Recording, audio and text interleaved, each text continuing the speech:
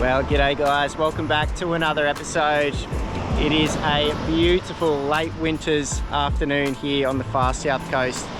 We've come down with some beach worms, a little bit of bonito to try and wrangle with some salmon. And there just happens to be an absolute mega school out in front here. I might just roll some footage I got with the drone. There's a seal out there chasing around like a little puppy dog. So yeah, we should be on for a good session. I've got a few things to show off this episode. For one, we're going to be using a bit of an old school setup. It's fun sometimes to bust out the old school gear. And also, I want to just show off something that I've been doing with circle hooks in the surf. Perfect for this situation where I'm not going to be keeping any salmon and just going to be hooking them in the corner of the mouth. That is the plan. Anyways, we'll roll the intro and we'll get stuck into it.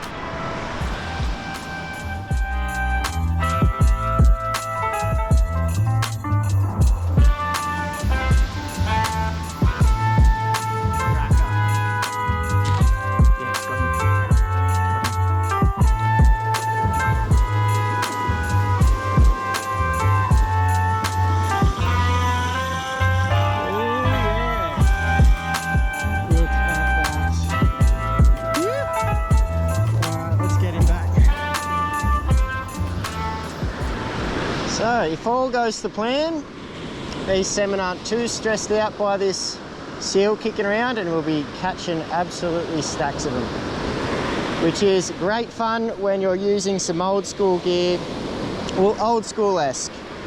We'll start with the reel, which isn't too old school. A lot of you have probably seen an Alvey before, but this is a classic side cast reel. So that's how you're going to cast. And it's just a very nice connection with whatever fish you're fighting. This is a 600B, which means it is a 6-inch diameter spool. And this one happens to have no drag. So you have this star knob here to lock up the reel, but it makes it hard to wind forward and back. So this is a no drag where you're going to use the palm of your hand as drag when fighting a fish. Might talk a little bit about that a bit more as we get fishing, but this is the thing I'm really happy or excited to get out and use every once in a while.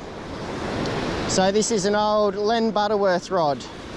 Len Butterworth is a bit of a legendary figure in the Australian rod making scene, where I think we started making them around 1940. We've actually got 2 cameras set up here today. Look at this. Oh. So he's a bit of a legendary figure in the rod making Australian industry. Started with split cane rods. Apparently there was a shortage of those around World War II or the Korean War. And that's when they moved to the hollow glass, fiberglass rods. This is a bit of a more modern Len Butterworth rod, but it still has that beautiful kind of floppy action, famous for those hollow glass rods. And I believe this one is probably around from the 80s or so, 70s, 80s, and he's actually a graphite, which I'm thinking may make it one of the early graphite rods of Australia. Could be wrong, would love to know more information if you know. But with these old rods, there isn't any line rating, no cast weight. What you have instead is these numbers here. Let's see if I can get them in. Where are they?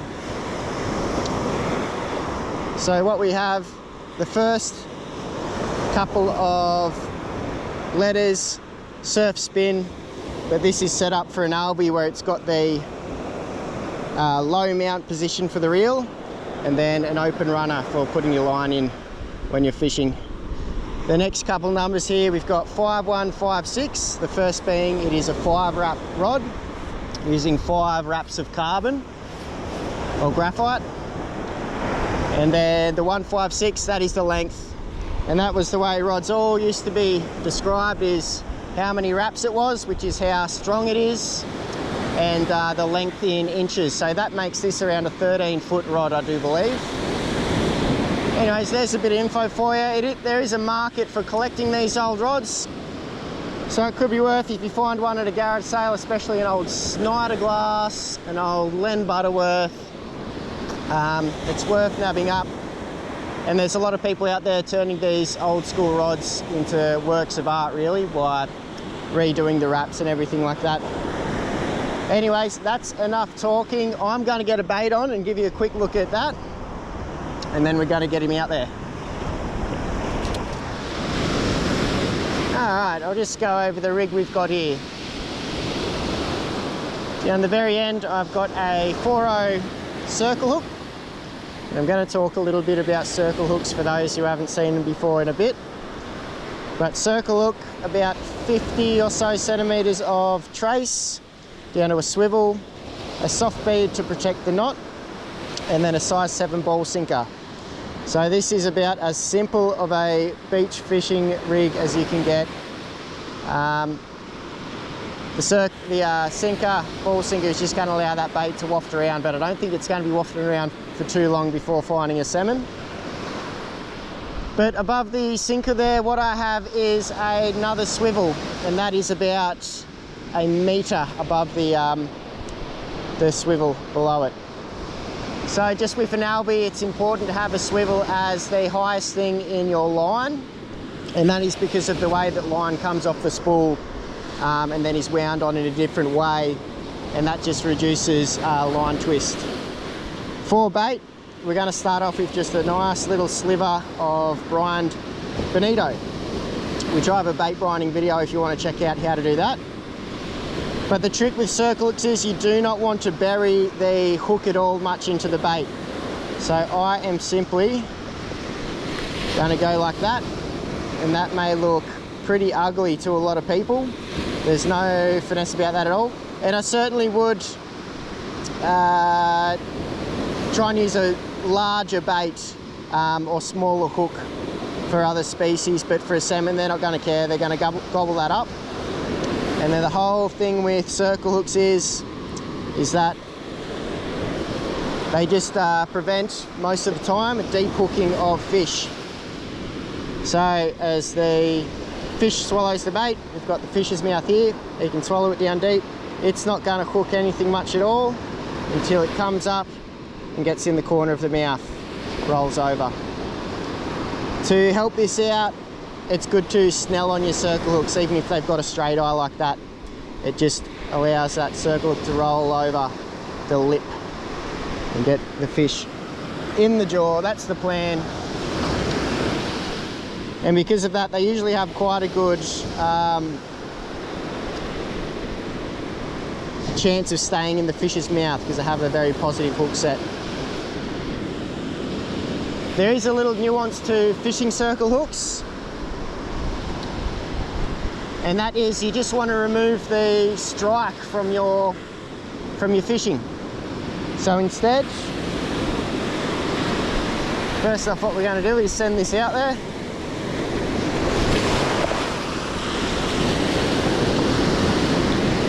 And then whenever we feel the weight of a fish, we're just simply going to lean back with the rod a little bit and start the fight. If there's slack line, we're going to wind down into it. But you just want to remove the strike. If you strike, what you're likely to do is just pull that hook out of the fish's mouth. So I feel the weight of a fish here, just going to lean into it. There we go, we're on. How easy is that? You know, just see, hopefully this is in, remember, this is this nice Beautiful old school style rod in action. So a 5 wrap would be about, I guess about a 8 kilo rod or so in line class, so it's perfect for this style of fishing. Salmon, tailor. It is really fun, especially with a old school Alvey reel where you've got to use the palm of your hand for drag. So I think we're going to be onto an absolute stack of salmon here. We could fish for them until the bait is gone. I don't think this school's going to move out of this bay.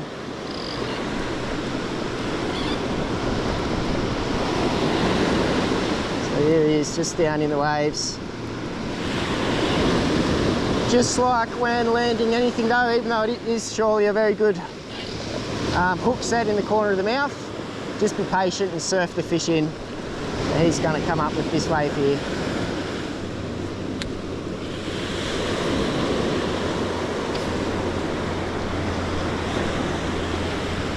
And just as planned, he's hooked just through the jaw.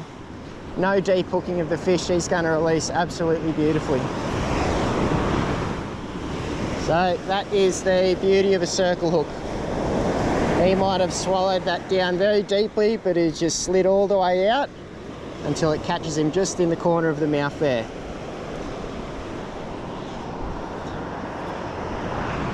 Pops out just like that, and there's our first salmon. Not a bad one.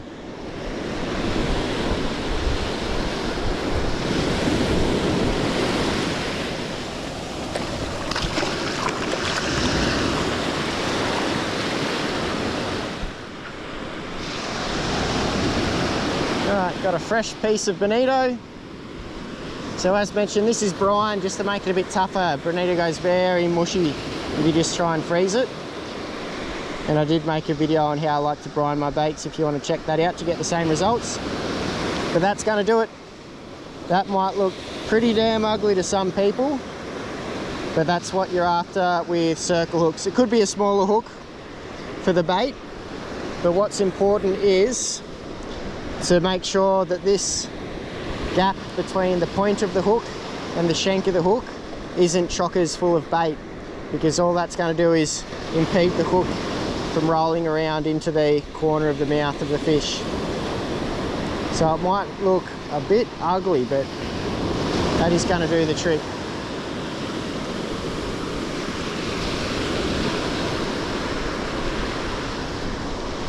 We'll get back out there. See how long this takes. Sometimes when the fish are schooled up like this, they can be a little bit picky or just not eating at all. And this seal being out there in the mix probably isn't helping things, but we'll see how we go. And that last fish was a pretty typical hook up with circle hooks, where just felt the weight of the fish and just started fighting it rather than striking.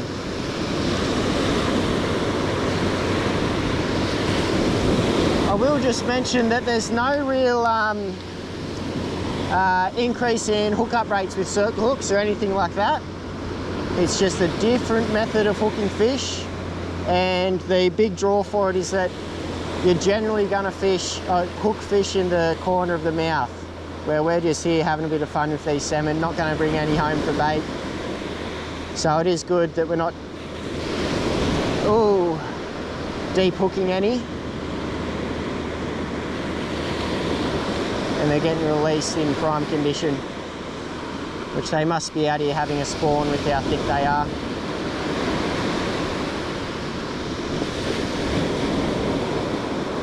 Oh, there's a little touch.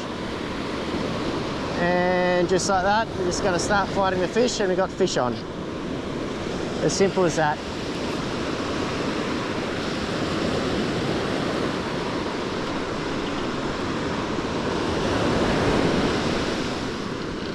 Might take you a while to rewire your brain into not striking after a whole lifetime of striking at bites, but all you got to do is just start fighting the fish. If the line goes slack, just wind in until you feel the weight of that fish. It's quite an enjoyable way to start the fight, really. And that seal's out the back, which is good. He's not going to try and pinch this one. Here he comes, eh? I saw that on the drone. What he does is he starts surfing the waves to try and pounce into the salmon.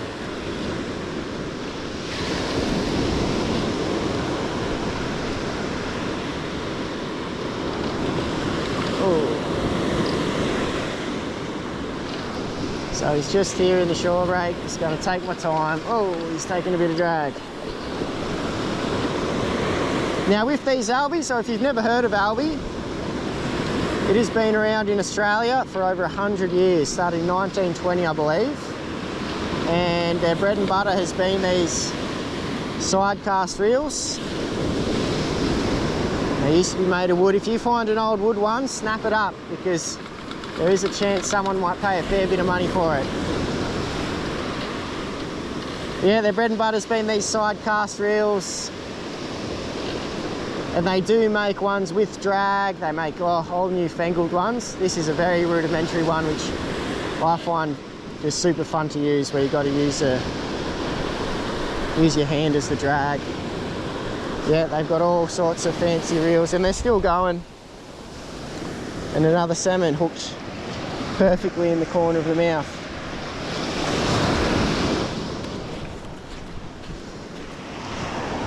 One of the beauties about these Alveys is just how simple they are, how tough they are, where I would not be putting my spinning reel into the sand like that. But Alveys, with that one's probably got about 12 parts to it, and none of them are ball bearings that can rust up or anything like that. They're super simple, so if I actually get sand in the mechanism of that and it starts being a bit grindy to wind, I'll bring it down to the salt water and flush it out, which you would never want to do with your spinning reels. Yeah, they're pretty bulletproof. Sorry mate, I'll get you in properly. That wasn't very good. There he is.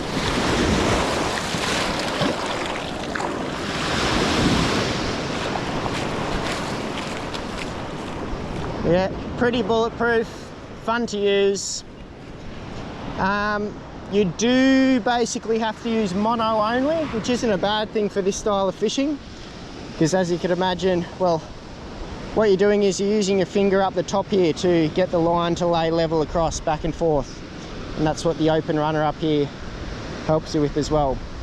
But you could imagine if you've got pretty light braid going like this and fighting a good fish, it's going to slice through your finger. So mono only for the old Alveys. Right, new bait, we'll get out there.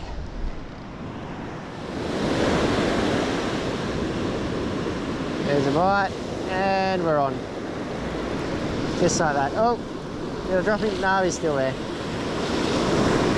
Oh no, that seal is right there too. Hopefully he doesn't try and steal this fish.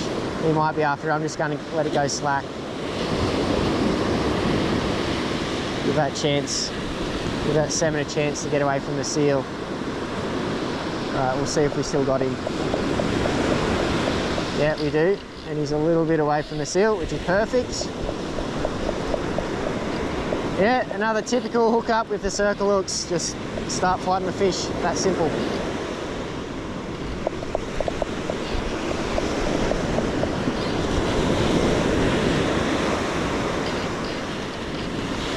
Beautiful old rods. Even though this is one of the newer ones, not a true old fiberglass one. Still a great rod. And I actually managed to pick up a pair of these off Marketplace. And this one is in absolutely fine condition. All the wraps in good nick. The other one a little bit beat up. So I think at some stage I will be sending it off to a rod rebuilder and getting a beautiful custom job on it, probably shortening it slightly from 13 foot down to 11, and it'll be my drummer rod for off the rocks when I want to use the Alvey. Because I tell you what, hooking up to a drummer and having to put the brakes on him with the palm of your hand is very good fun. And there is another nice Aussie salmon, and again that circle hook It's just got him around the mouth there. Beautiful, and he's good to go. So I think a fish is moving in with that one. It's going to keep winding down into it. We may have missed him.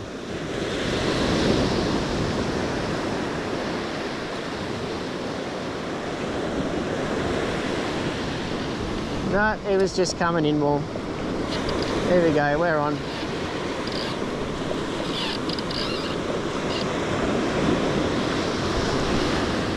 He was just coming in with it.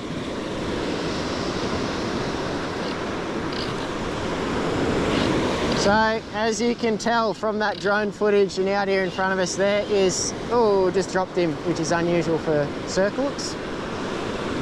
But as you can tell, there is absolute stacks and stacks of salmon around here on the far south coast at the moment.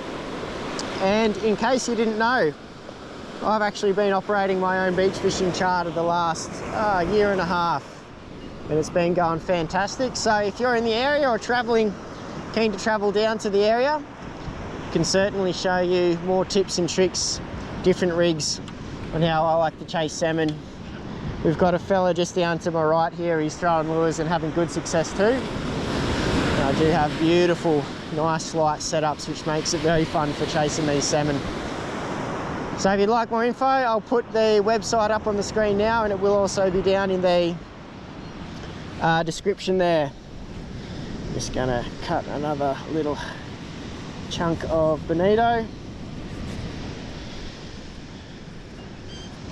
That is gonna do it. Nice little mouthful for a salmon.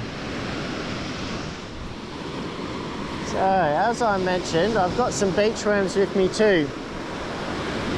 And generally they're pretty hard to get onto your circle hooks just because of the way the hook bends back in. It's hard to thread them on. But I've been messing around with this method here where you can kind of guess what's happening there, but that hook is not going through the worm at all, not once. I might just have that as a bit of a teaser. I'll show you what's going on with that another time, but I'm gonna flip this out here and just show you that it stays on and works, and we'll come back to it another time. Hate to be a teaser like that. Now the school has just moved down this way a bit. We might come down here with this fellow who's been getting into them with the metals. Yeah, a different way of getting a worm on. I think this would work really well for those guys that are using jumbo beach worms to chase dew a bit further up the coast. Because yeah, it can be a bit of a hard thing to get a worm onto a circle hook, but this is seemingly working quite well for testing it out a few times. It's just something I'll show off in another vid, otherwise this one will be too long.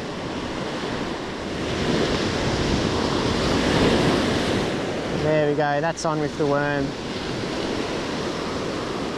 Oh, another strong fish. Woo! Yeah, I've only been using this method for worms on circle hooks for a few times now, a few outings, but it seems to work quite well. I'm just trying to figure out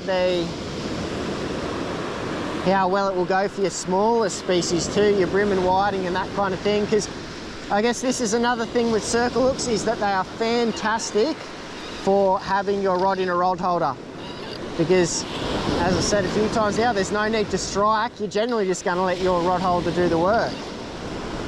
So I think using some small circle hooks with worm baits for whiting in the summer could be absolutely deadly.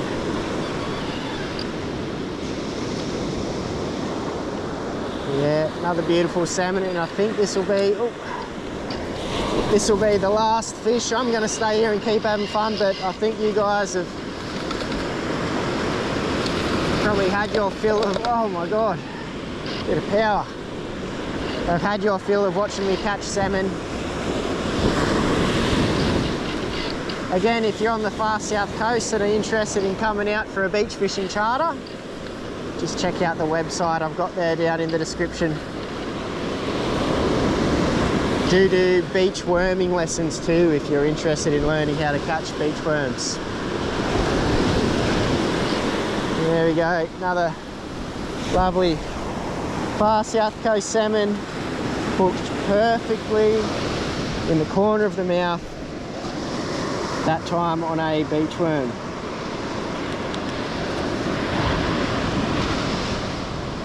And just like that, the hook is out, the fish is happy, he's not deep hooked, and he's off to continue his spawn or whatever these guys are doing out there in such great numbers. Well, I think that's going to do it here for the video, guys. I'm going to keep fishing, but I figure you guys have seen me catch enough salmon for today. I'll just give you one last look at the worm bait that I've been working on, and I will show this off in a future video, but for me today, that's going to do it. If you've enjoyed, like and subscribe would be much appreciated. Otherwise, I'll see you guys in the next episode.